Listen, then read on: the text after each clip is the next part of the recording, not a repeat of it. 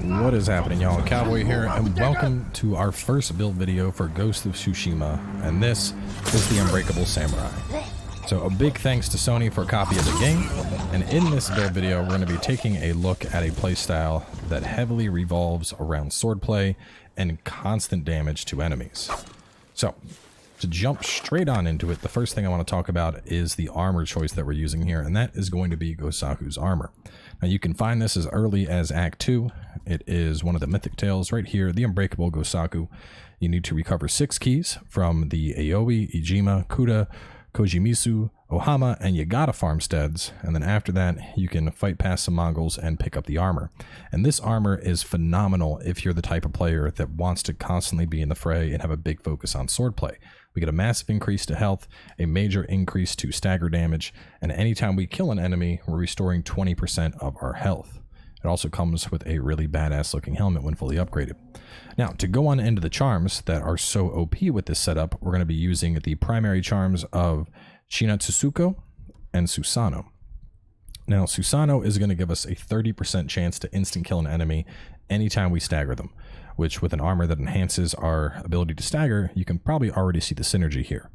The charm of SHINATSUHIKO gives us 6 seconds of hyper armor anytime we stagger an enemy. So between these two, you're basically getting instant kills all over the place. You have this hyper armor so you can constantly attack, and I can't stress enough how nice this is. This basically turns you into Jin the Havel monster, because if dogs try to jump on you, it doesn't matter, you ignore them. If big guys try to come in with their unblockable shield attack, it doesn't matter, you ignore it. You just keep attacking and keep killing stuff. So you don't even really need to use your ghost tools if you don't want. You could strictly just beat everyone down with your katana. But it's a very, very potent combination when used together with Gosaku's. Now, as for our minor charms, honestly, I'm always going to recommend Inari's Might and Charm of Silence. You get both of these from doing the Fox Dens, and they are without question the best in-slot minor charms for any combat-oriented build. This one providing a massive increase to health and melee, while this one gives you a massive increase to resolve gains and reduces enemy detection speed. As for our secondaries, Charm of Broken Barriers. Now, having these two together is going to give us 30% resolve anytime we stagger an enemy. On top of that, you add in the massive resolve gains you have from Charm of Silence, and it's a lot of resolve coming in. Now, as for Broken Barriers, you can pick those up from side tales, one being Honor Buried Deep, the other being the Delicate Art of Negotiation. Delicate Art, I remember, is Act 2, that is the end of Kenji's chain. Honor Buried Deep, I believe, is also Act 2, but you'll be able to just Google those names and find where those quests are. As for the main charms, though, I am going to cover where to get those. Going on over to our map, right here in the Yarikawa area, Yarikawa Stronghold. If you go over to the east, you have Lush Peak Shrine. That's going to be your first primary. Over here from Komoda, if you go on over to the west, you have Stone Dragon Shrine just to the west of this survivor camp. Now, besides that, if you don't have Inari and Silence, instead, I would just suggest charms that are going to boost your damage as well as boost your resolve gain. So you could just as easily slot in something like Charm of Resolve 2, or Charm of Resolve 1 even if you're earlier on. Anything that's going to help give you more resolve gain, because a big part of this build is because we're staggering, we're going to be able to follow up with Heavenly Strike to basically instant kill any enemy after we stagger them. This move is good in and of itself, but a thing that a lot of players mess up with is they don't use it after staggering, and that's where this move really shines. If you stagger an enemy, this is going to destroy them. Anything that's not a general, it will outright kill. So it's incredibly strong ability when used in the right context. So that is going to pull mostly everything together. Just for those curious, this is the black dye on the armor. Looks really, really good. I know people are going to ask about fashion. This is the Midnight Hanbi. Also looks really good with this armor setup. I mean, the fashion souls here are pretty top tier, I'm going to be honest. But anyway, just to better showcase this, we have a Mongol camp here that we're going to go assault right here in Region 3. We'll just go tackle that real fast and give you an idea for how this build plays. So here's some Mongols on the road. We'll mess them up real fast.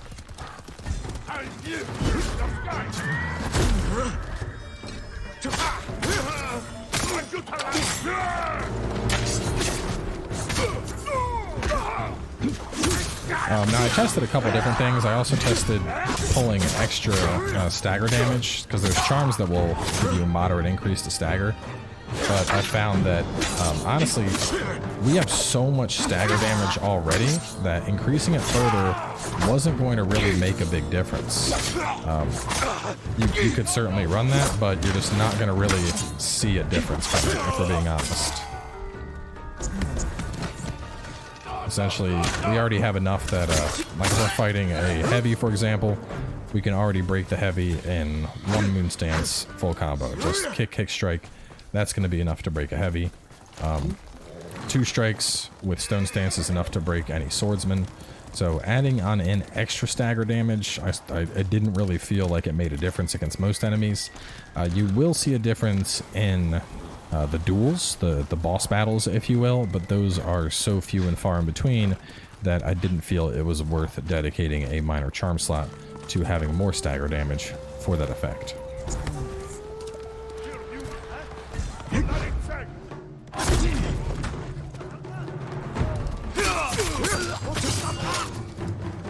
Honestly, probably the only downside to this build is that you'll do so much damage so fast that it's very easy to get caught and essentially die because you're just so busy attacking that you forget to heal.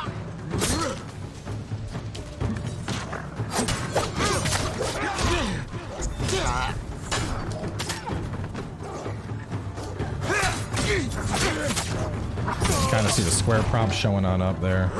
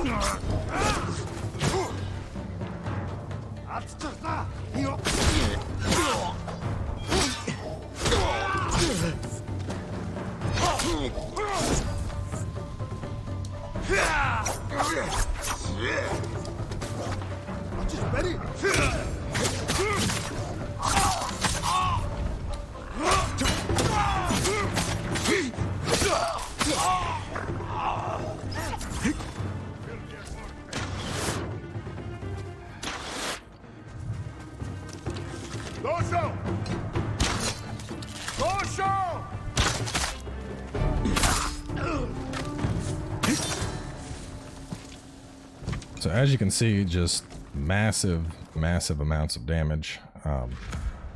We'll hop on over here, do another camp just to kind of show it a little bit more. I know this is not exactly the longest demonstration, but like I said, the biggest thing here is just making sure that you're actually healing, only because when you add in that 6-second uninterruptible, it's very easy to get overwhelmed on not healing and accidentally die because, you know, you either weren't killing fast enough or weren't using your heals.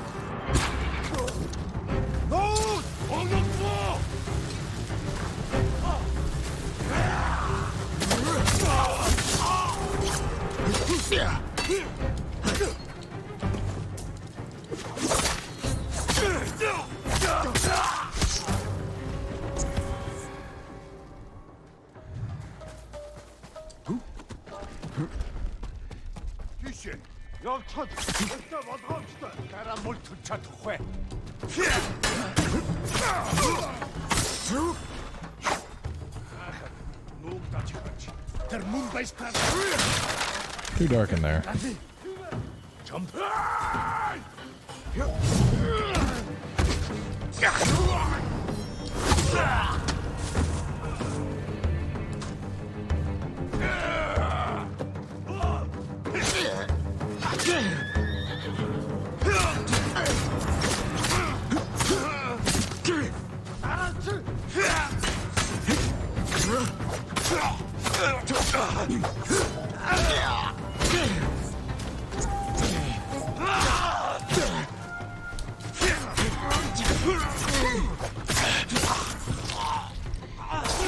Let's see, even when you're messing up and getting hit, you're still just doing so much freaking damage that you're able to just essentially beast your way through everything. So that's going to wrap it up for this one. I know up next I'm going to show a build that I messed around with a little bit back in the playthrough that has a big focus around using your ghost tools and kind of maximizing the potency of those.